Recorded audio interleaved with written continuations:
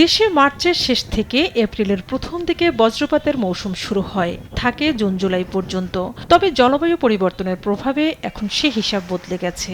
বর্ষাকালেও অহরহ ঘটছে বজ্রপাত, বাড়ছে প্রাণহানি।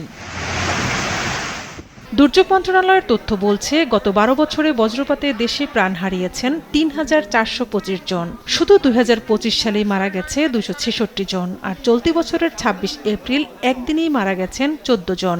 এর আগে ২৮ এপ্রিল প্রাণ গেছে আরও ১৩ জনের।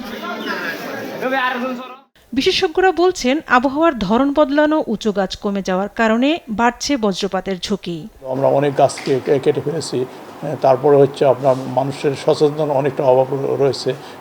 বিভিন্ন কারণে এই হতাহতের সঙ্গে বেড়ে যাচ্ছে।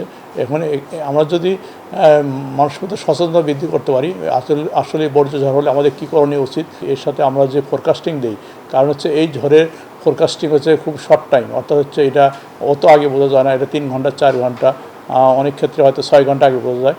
এবং এইটা যদি আমরা টেকনোলজি বেস অ্যালার্ম সিস্টেম যদি ফোরকাস্ট দিই, সেক্ষেত্রে এর ক্যাজুয়ালিটি অনেকটা করা সম্ভব। বিশেষজ্ঞরা বলছেন, বজ্রপাতজনিত মৃত্যু কমাতে শুধু প্রকল্প নয়, প্রয়োজন দীর্ঘমেয়াদী গবেষণা এবং জনসচেতনতা। সতর্কতা, জনগণকে সচেতন করা এবং এটা বহুলভাবে প্রচারিত। আরেকটা হলো গবেষণা করে, আরও গবেষণা করে ওই যে লাইটিনিং যে প্রোটেকশান, তারপরে যে শেল্টার, তারপর পূর্বাভাস দেওয়ার ব্যবস্থা, এগুলো ডেভেলপ করলে আমাদের হতাহত কমে আসবে। বজ্রপাত মোকাবেলায় অতীতে বিভিন্ন প্রকল্প নেওয়া হলেও সেগুলোর সুফল খুব একটা মেলেনি। এবার নতুন উদ্যোগ নিচ্ছে সরকার। বজ্রপাত প্রবণ অঞ্চল, বিশেষ করে হাওড়া অঞ্চলে নির্মাণ করা হবে মাল্টিপারপাস শেড। আকাশে বজ্রমেঘ দেখা দিলে কৃষকরা সেখানে আশ্রয় নিতে পারবেন।